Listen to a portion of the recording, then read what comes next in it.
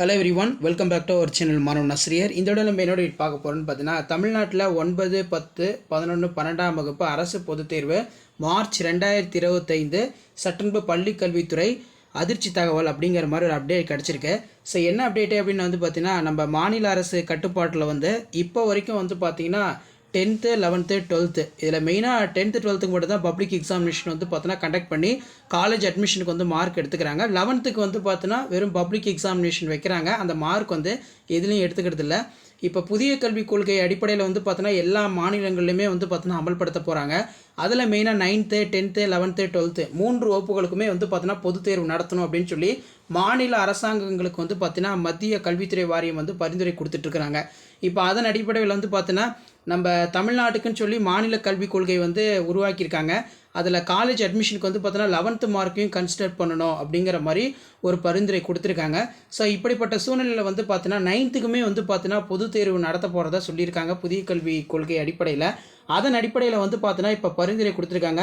11th வந்து பொது தேர்வு மட்டும் இல்லாமல் 9th வந்து பார்த்தோன்னா பொது தேர்வு நடத்தி அவர்களுடைய மதிப்பெண்களை வந்து பார்த்தீங்கன்னா மார்க் ஷீட்டில் வந்து பார்த்தோன்னா அப்டேட் பண்ணணும் அப்படிங்கிற ஒரு கோரிக்கை வைக்கப்பட்டுள்ளது. ஸோ அதன் அடிப்படையில் +2 மார்க் ஷீட்டில் 9, 10, 11ஆம் வகுப்பு மதிப்பெண்கள் 12ஆம் வகுப்பு பொதுத் தேர்வு மதிப்பெண்களுடன் 9, 10 மற்றும் 11ஆம் வகுப்பு இறுதித் தேர்வு மதிப்பெண்களையும் சேர்க்க வேண்டும். மத்திய கல்வி அமைச்சகத்துக்கு வந்து பார்த்திங்கன்னா தேசிய கல்வி ஆராய்ச்சி மற்றும் பயிற்சி கவுன்சில் வந்து பார்த்தீங்கன்னா பரிந்துரை அப்படின்னு சொல்லியிருக்காங்க. ஸோ இதில் மெயினாக வந்து பார்த்தீங்கன்னா இப்போ 11th பொதுத் தேர்வு வைக்கிறதே வந்து பார்த்திங்கன்னா மாணவர்கள் ஒரு பெரிய சுமையாக நினைக்கிறாங்க. இப்போ 8வது வரைக்கும் கட்டாய கல்வி உரிமை சட்டத்தின்படி எல்லாம் ஆல் பாஸ், அதுக்கப்புறம் வந்து 9th வந்து படிப்பாங்க. அதுலேயுமே வந்து பார்த்தோன்னா இந்த மாதிரி பொது தேர்வுங்கிற வைக்கும்போது நிறையா வந்து பார்த்தோன்னா ஃபில்ட்ரு ஆவாங்க அப்படிங்கிற மாதிரி சொல்லியிருக்காங்க. ஏற்கனவே 8th 5th வந்து பார்த்திங்கன்னா பப்ளிக் எக்ஸாமினேஷன் கண்டக்ட் பண்ண போகிறத சொல்லியிருந்தாங்க. இப்போ இந்த புதிய கல்விக் கொள்கை வந்து பார்த்தோன்னா படிப்படியாக எல்லா மாநிலங்களிலுமே வந்து பார்த்தோன்னா அமல்படுத்தப்பட்டிருக்கு. இன்னொரு சில மாநிலங்கள் வந்து பார்த்தோன்னா அமல்படுத்த போகிறாங்க. நம்ம தமிழ்நாட்டில் மட்டும் புதிய கல்விக் கொள்கையை நாங்கள் ஏற்க மாட்டோம்.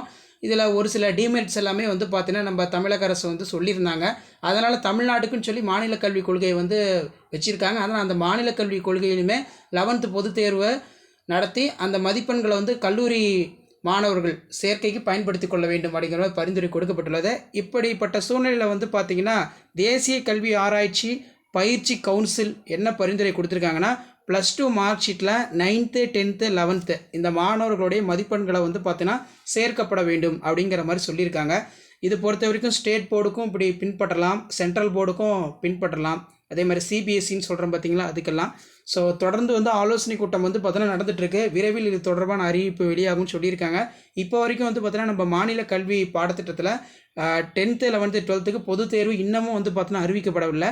எப்போவுமே வந்து பார்த்திங்கன்னா ஒரு அகாடமிக் கேலண்டர் ரிலீஸ் பண்ணுறாங்கன்னா அதில் எப்போவுமே first 10th, 11th, 12th time table கொடுத்துருவாங்க. ஆனால் இன்னும் வந்து பார்த்தோன்னா டைம் டேபிள் கொடுக்கல.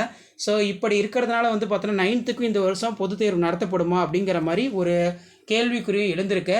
ஏன்னா இப்போ தமிழ்நாட்டில் வந்து புதிய கல்வி கொள்கையை வந்து நாங்கள் அமல்படுத்த மாட்டோம் அப்படிங்கிற மாதிரி சொல்லியிருக்கிறதுனால தமிழகத்துக்கு கொடுக்க வேண்டிய நிதியை வந்து பார்த்தோன்னா இன்னும் வந்து நிறுத்தி வச்சுருக்காங்க. ஸோ இந்த நிதி வந்து எப்போ கொடுக்குறாங்க அப்படின்னு தெரில.